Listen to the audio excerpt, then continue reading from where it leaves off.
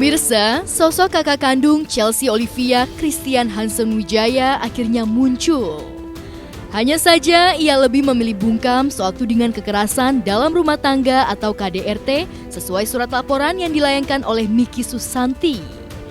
Hansen yang ditemui usai memenuhi panggilan kepolisian untuk menjalani pemeriksaan guna melengkapi berita acara pemeriksaan alias BAP hanya tersenyum.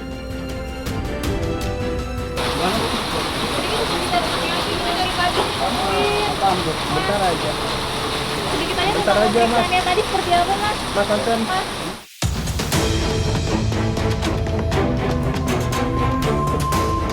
Sikap Hansen rupanya memang ada alasan. Sebab menurut Graziano Patiasina, kuasa hukumnya, selama ini Hansen dan Miki tak memiliki hubungan pernikahan, sekalipun keduanya memiliki anak. Itu sebabnya tudingan Hansen melakukan KDRT menjadi salah alamat. Banyak pertanyaannya. Ya seputar perkenalan terus menikah apa enggak ya, nggak pernah menikah kan. Itu cuma memang mempunyai 2 anak aja.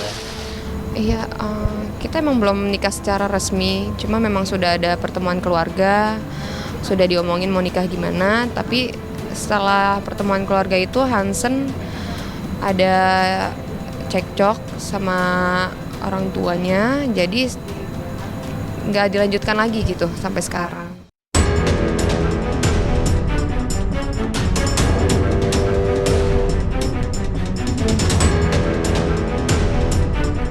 Ungkapan kuasa hukum Hansen yang menyebut keduanya tak menikah, tak lantas menyurutkan langkah Miki untuk menyeret Hansen ke penjara.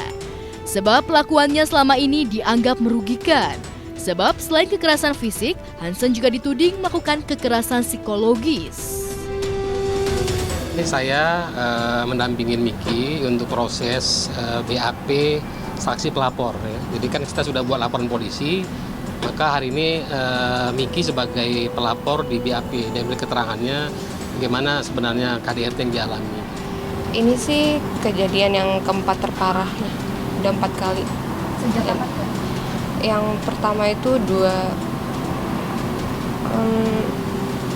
anak saya umur 1 tahun 2015-an, berarti dari 2015-an.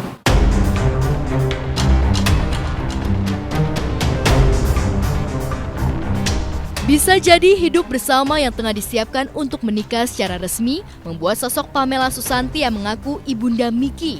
Bahkan sejak awal gencar menuding Hansen adalah suami yang telah melakukan KDRT terhadap putrinya. Cemburu, karena cemburu padahal Miki itu adalah ibu rumah tangga biasa yang punya 2 anak, hanya di rumah, nggak boleh kemana-mana. Sekali waktu dia WA-WA-an sama teman-temannya satu SMP gitu, semua di WA-in sama dia, diajak ngobrol supaya dia nggak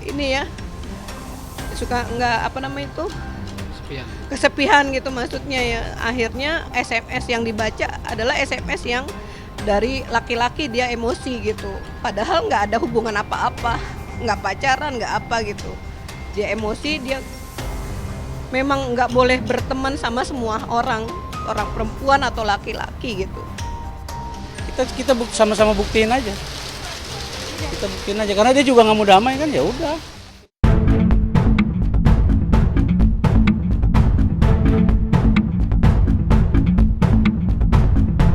Disinggung soal Hansen yang terkesan bersembunyi dari hadapan publik, sekalipun pihak Miki gencar mengungkapkan penderitaan akibat pelakuan Hansen ke sejumlah media.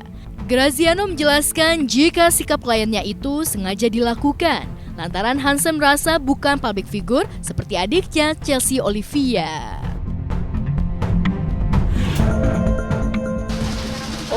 Karena memang gini, ini sebenarnya kan dia bukan public figure, cuman ini dibawa-bawa aja. Ini sebenarnya kan, jadi kalau masalah pidana itu tanggung jawabnya Hansen yang harus bertanggung jawab.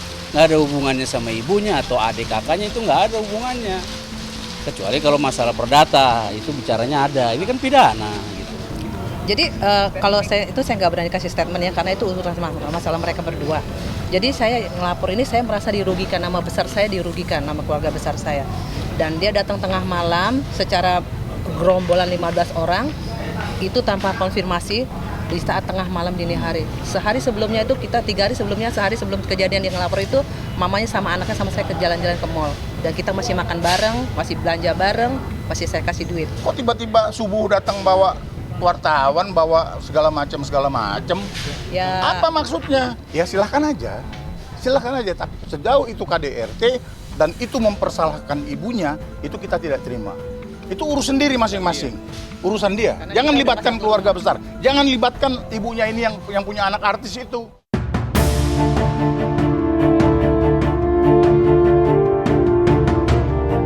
Terlepas Hansen dan Miki belum resmi menikah, namun jika benar Hansen melakukan kekerasan, tentu saja hal ini bisa diproses secara hukum. Lantas seperti apa persiapan Hansen menghadapi desakan pihak Miki ini? Sedikit aja tentang pemeriksaannya tadi seperti apa mas? Mas Hansen. Untuk laporan polisi oleh Miki ini, Miki tidak akan mencabut laporan, tidak akan berdamai, bahkan harus ada hukuman yang setimpal ya terhadap si pelakunya dalam hal ini Hansen untuk ada efek jera sehingga tidak melakukan lagi kepada siapapun.